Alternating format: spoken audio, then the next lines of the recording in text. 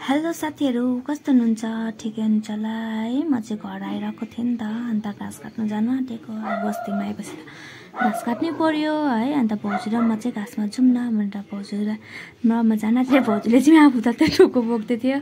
त्यहाँदेखि चाहिँ हामी चाहिँ घाँसमा गयौँ नि त, किनभने घाँस चाहिँ अब बारीतिर जानुपर्छ नि त।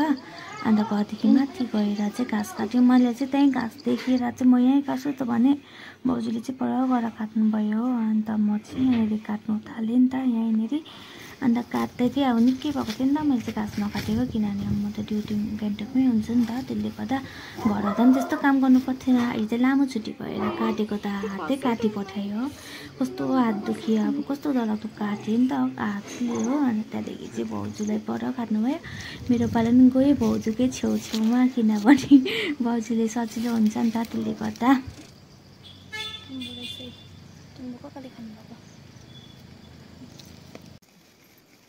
ला पानी पर्यो। भाउजूको चाहिँ यो डोको हो, मैले चाहिँ यति पुऱ्याएँ, तर मेरो खुट्टा पनि काटेँ। गाह्रो छ, गाह्रो। गाई पाल्नु साह्रो छ। यहाँनिर घाँस छ, अब यहाँ काट्छु।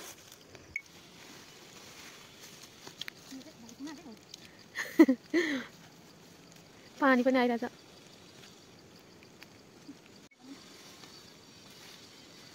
कान्छी पुग्न आँट्यो, पुग्न आँट्यो। पुग्यो पनि होला। मेरो चाहिँ बारी पुग्यो, भाउजूको चाहिँ पुगेको थिएन र भाउजू चाहिँ काटिरहनु भएको छ। घाँस हालेको छैन नि त, अब भाउजूलाई सघाइदिन्छु। पानी पर्दैछ नि त, दिन कस्तो खालको भइरहेछ। अन्त हामी चाहिँ बारी पुऱ्याएर मैले चाहिँ सकेको। मैले चाहिँ ढिलो गर्नुहुन्छ भनेर चाहिँ छोडेर जान्छु भने चाहिँ त्यति बेला जान्छ। पुग्यो भाउजूको पनि, मेरो पनि पुग्यो। अब हामी जानु छ।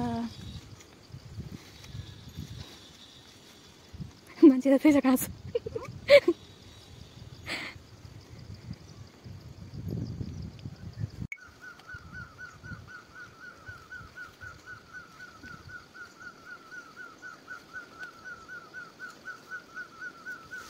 नाम्लो तल गइरहेछ।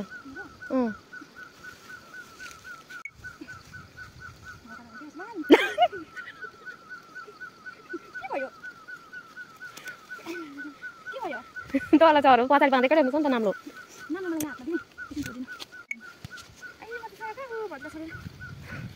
पानी पनि आयो।